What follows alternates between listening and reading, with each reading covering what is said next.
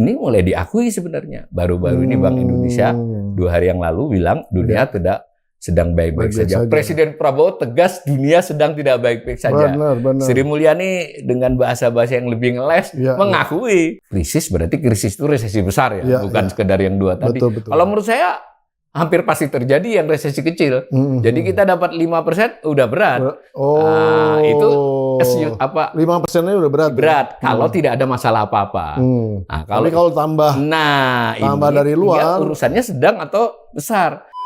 Ketika dia sulit menjual ke Amerika, itu sebagian barangnya dipikirin jual kemana lagi. Indonesia menjadi salah satu sasaran untuk menambah pasarnya sudah terindikasi. Ini bukan kemungkinan. Tekstil. Jadi salah satu, tentu banyak sebab ya, kejatuhan industri tekstil kita itu adalah karena Cina mengekspor dari sisi kita mengimpor lebih banyak dari biasanya. Loh, ngapain dia mengekspor lebih banyak dari biasanya? Karena dia mulai kesulitan menjual di tempat lain. Maksudnya kesulitan itu tidak bisa tumbuh lagi. Barang produksi over produksi di Cina. Kasihkan ke Indonesia. Jangan kita hanya nyala-nyalain ya. Dari sisi itu saya mengakui ini langkah-langkah yang on track lah. Tapi hanya dari sisi keuangan, Bang. Keuangan ini kelihatannya karena real sektornya itu susahnya. PHK itu kan ya benar-benar sektor real itu benar-benar hilang pekerjaan dan yang diberitakan sih tekstil, otomotif, tapi yang tidak diberitakan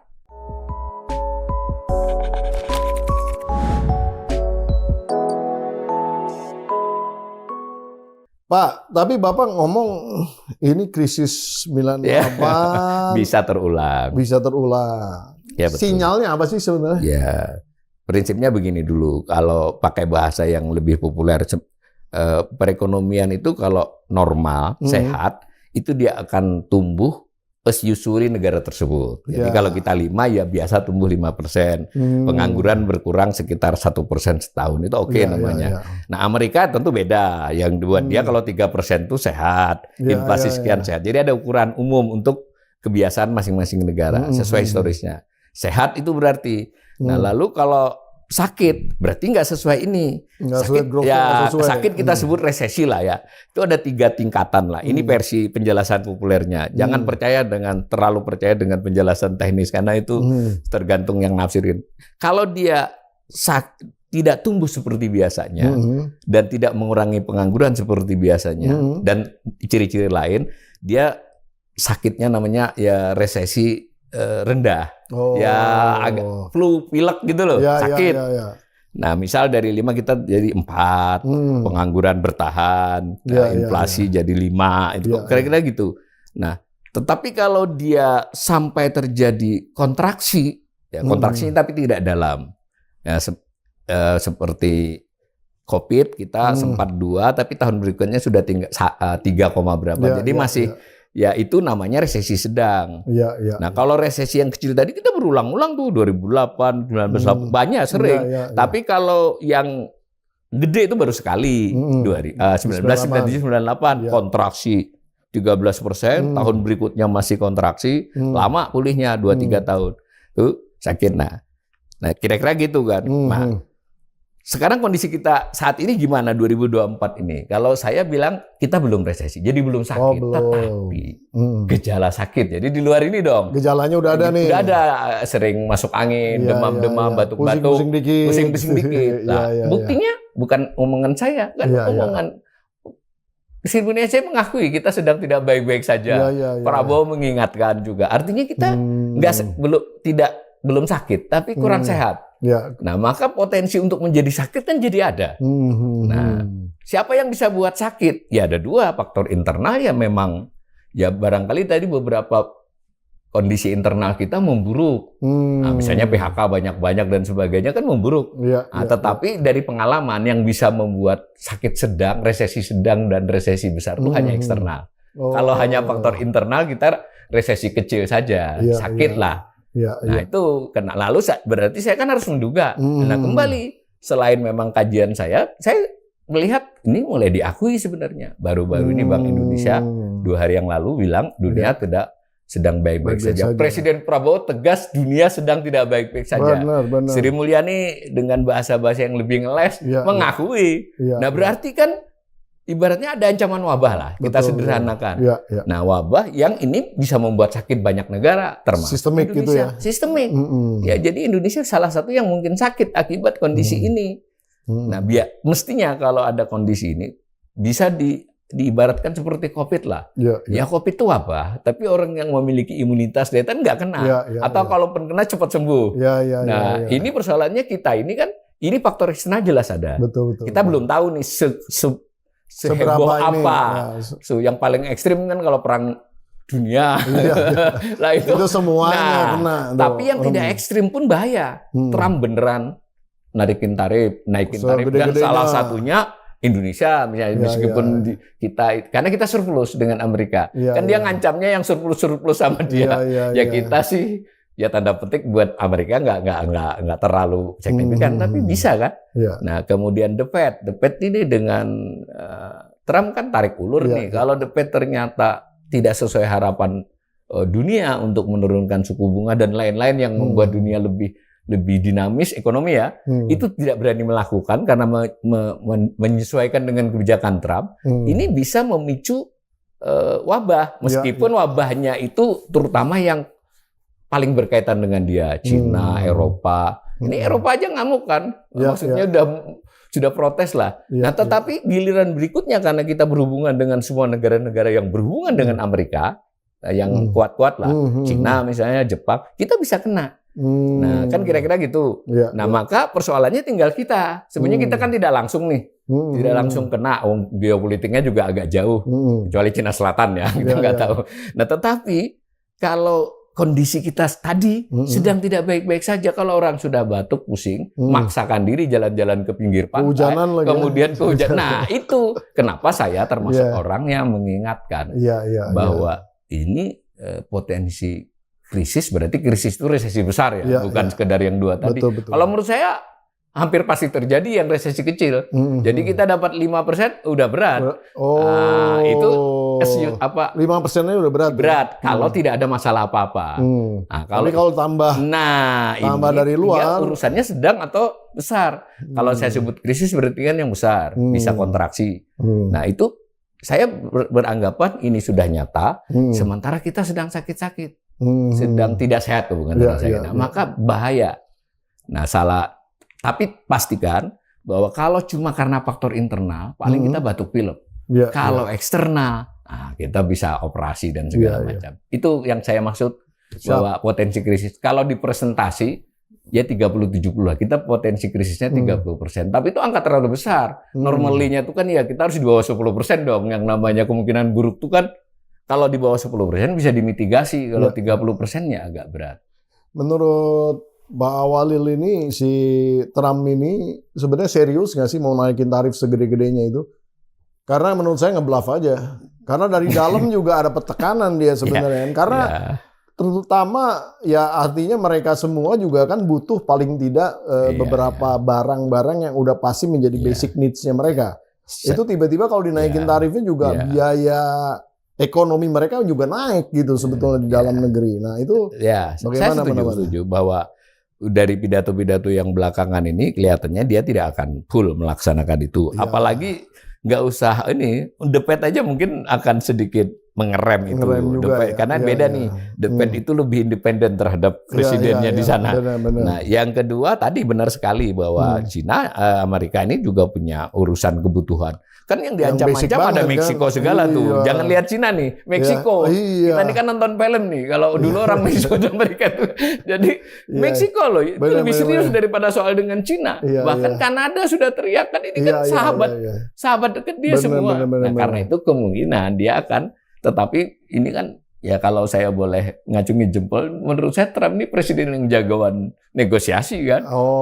Gitu. Jadi dia pasang harga tinggi dulu, habis itu ngobrol. Tetapi berdasarkan pengalaman 2016, tetap aja dia tidak seperti presiden Amerika yang lain. Jadi tetap dia akan lakukan. Nah, berarti kan tekanan terhadap ekonomi dunia tetap ada. Tinggal tidak sebesar yang ditakuti mungkin. Kan itu bagian negosiasi. Nah, tadi saya ulangi logika saya, sekalipun Trump sebutlah dia nanti yang dia 100% itu 1, 2, 3 komoditas, beberapa komoditas dia buat 50-20%, itu masih inilah bisa. Dan terutama hubungan dia kayak ke Meksiko, ke Kanada, ke Inggris, ke Jepang, dia mungkin nggak kenceng-kenceng amat. Tapi ke Cina ada potensi dia kenceng. Apa urusannya? Nah ini yang kadang logikanya agak mutar ya. Jadi umpama nih Amerika ketekan oleh kebijakan Amerika. Toh bukan kita, banyak yang bilang begitu. Tapi hati-hati, kalau Cina ini ketekan, di Cina ini pertumbuhan ekonominya bisa melambat. Nah, sementara kita ekspor yang paling besar itu meskipun hanya ke Cina. Berarti kan ini akan sedikit terganggu permintaan. Karena ekspor kita yang besar ke Cina itu antara lain batu bara. Kalau dia ekonominya nggak terlalu tumbuh, ini kan mesti melemah. Ada lagi yang lebih serius. Nah, ketika dia sulit menjual ke Amerika, itu sebagian barangnya dipikirin jual kemana lagi. Nah, Indonesia menjadi salah satu sasaran untuk menambah pasarnya sudah terindikasi. Ini bukan kemungkinan. Tekstil. Jadi salah satu, tentu banyak sebab ya. Kejatuhan industri tekstil kita itu adalah karena Cina mengekspor dari sisi kita mengimpor lebih banyak dari biasanya. Loh, ngapain dia mengekspor lebih banyak dari biasanya? Karena dia mulai kesulitan menjual di tempat lain. Maksudnya kesulitan itu tidak bisa tumbuh lagi. Barang produksi overproduksi di Cina. Kasihkan ke Indonesia. Saya tidak bisa memastikan, tapi sudah jadi bahan pembicaraan. Karena saya pernah diundang di beberapa tempat kan. Sebagiannya malah legal importer, jadi ya itu bisa. Jadi 1000 pak dicatat 800 pak. Maka itu ini kan sudah mengindik. Kalau besok ketika dia lebih sulit menjual macam-macam ke sana, bakal banyak yang banyak ke sini. Nah, persoalannya di sini kalau di sini kita tidak memproduksi barang itu mungkin nggak masalah. Tapi kalau tekstil kita memproduksi. Nah, jadi membunuh industri kita lah. Ya, jadi bagaimanapun tekanan Amerika ke Cina itu tetap akan berpengaruh pada kita. Nah, sekali lagi ini dengan gambaran pembicaraan saya ini sebenarnya ya seandainya kita tuh sehat, ini sih bisa paling-paling ganggu-ganggu sedikit lah. Soalnya kita sedang begini. Dan jangan lupa dalam kondisi yang nggak baik-baik juga soal kita. Apalagi kan pengakuan itu tidak hanya mulai lisan. Ketika pemerintah bersikukuh menaikin 12% dengan pengecualian yang sangat sedikit. Kemudian ya macam-macam kan yang menunjukkan bahwa sebetulnya ada kesadaran pemerintah. Kalau kita bicara positifnya, ini mulai memitigasi kemungkinan buruk sudah. Pemerintah takut kalau pendapatannya terlalu ambles, dia nggak bisa backup rakyat. Ini kita bicara positif ya. Kan dia nggak bisa kasih bansos yang banyak. Begitu juga Bank Indonesia. Tadi soal transaksi tadi, Bank Indonesia sudah mau monitor. Ya pastilah dia punya tenaga ahli. Orang saya yang lihat data sekunder aja paham bahwa arus modal asing ini landai, masuk tapi landai. Jadi kalau disederhananya wait and see, gue masuk dikit-dikit aja sambil nunggu. Akhirnya Bank Indonesia membuat instrumen sudah dari 2003 namanya misalnya SRBI. SRBI itu Sekuritas Rupiah Bank Indonesia. Itu adalah surat utang Bank Indonesia. Mengapa harus dia buat? Ya alasan macam-macam. Tapi kalau buat saya sederhana, karena SBN mulai kurang laku. Kurang laku bukan tidak laku ya. Ini artinya bicara positifnya Bank Indonesia juga sudah ngerti ini kalau tiba-tiba ini mandek. Jadi, nah terakhir ini yang belum banyak dibicarakan, sudah keluar peraturan Menteri Keuangan tentang SAL dalam tahun berjalan boleh dipinjamkan ke BUMN, BUMD, pemerintah daerah. Apa maksudnya? Tetapi dengan jaminan Deposito dan SBN. Berarti daripada si BUMN atau yang lain-lain itu menjual SBN-nya akan mengganggu pasar SBN. Ditampung saja oleh pemerintah karena butuhnya cash flow. Ini artinya, bicara positifnya ya, bahwa Kementerian Keuangan, Bank Indonesia ini sudah sadar, sudah mulai menggali-gali instrumen yang membuat modal asing sekurang-kurangnya tidak keluar, Bang. Sekurang-kurangnya tidak keluar. Tambah satu lagi, kan sudah dengar permintaan Gubernur Bank Indonesia agar dipercepat sekuritisasi KPR. Nah, itu kalau buat pemirsa sederhananya, BTN dengan KPR-nya itu dia dibuatin jadi sekuritisasi, jadi dibuat surat utangan untuk memodal itu. Jelas targetnya juga luar negeri. Atau penduduk Indonesia yang di sini biar nggak keluar. Ini saya ingin jangan kita hanya nyalain ya. Dari sisi itu saya mengakui ini langkah-langkah yang on track lah. Tapi hanya dari sisi keuangan, Bang. Keuangan ini kelihatannya karena real sektornya itu susahnya. Karena sakit batuk-batuk itu kan pilek, demam itu bisa hanya temporer, bisa beneran gejala sakit serius. Nah, pemerintah itu yang saya sebut tadi, saya puji bahwa itu adalah langkah yang bagus, tapi buat saya itu analgesik, penahan rasa sakit. Ya, apa namanya? Ya, Panadol. Nah, Ya, tetapi sektor real, PHK itu kan ya benar-benar sektor real. Real, Karena benar-benar hilang pekerjaan ya. Dan yang diberitakan sih tekstil, otomotif, tapi yang tidak diberitakan, yang memang tidak tercatat ya, maksudnya dia memang sektor yang relatif menengah ke bawah. Nah itu berapa banyak? Ya, jadi ini artinya ada sesuatu di sektor real, baik terkait daya beli, sudah terindikasi kan, maupun penjualan real, penjualan mobil, penjualan motor itu yang tampak. Kalau kita bicara penjualan rumahan, gitu. Nah ini sektor real. Tadi langkah-langkah pemerintah ini hanya mencegah biar modal asing nggak pergi keluar, biar pendapatan negara dengan PPN naik itu ya nggak defisit amat. Tapi yang realnya kan tidak bisa terobati dengan ini. Nah ini apa? Kita masih nunggu. So far terus terang kalau buat saya belum ada lagi penjelasan kebijakan real apa yang mau diambil oleh. Yang ada kita dengar mau bangun 3 juta rumah, mau MBG, yaitu belum bisa dinilai kalau tidak ada breakdown-nya. Nah, tapi kalau yang sektor keuangan, jadi makan bergizi gratis itu kan rencananya mau dibuat semacam closed loop, di mana terjadi satu perputaran ekonomi secara lokal. Tapi kan sampai sekarang belum ada SOP-nya tuh, karena konsepnya belum matang banget gitu ya. Tidak gampang memang. Tapi kalau semula kan saya terutama itu melihatnya positif nih, betul. Cuma belakangan jadi kelihatan apakah satuan layanan istilah mereka itu belum fix juga. Satuan layanan terdiri dari berapa ribu tempat gitu. Mungkin layanan itu ada yang mencakup kelurahan karena dia rame, mungkin ada yang kecamatan, terserah. Nah, apakah dia hanya berfungsi sebagai dapur umum saja? Kalau dapur umum berarti dia di drop nih, mau makanan jadi bahan ini menggerakkan ke lokalnya nyaris tipis, bener nggak? Kalau dia off taker, ya itu dia akan menggerakkan. Tapi sejauh ini kita belum melihat ide bahwa ini off-taker. Semula diomongin. Betul. Karena lebih rumit secara penganggaran kan.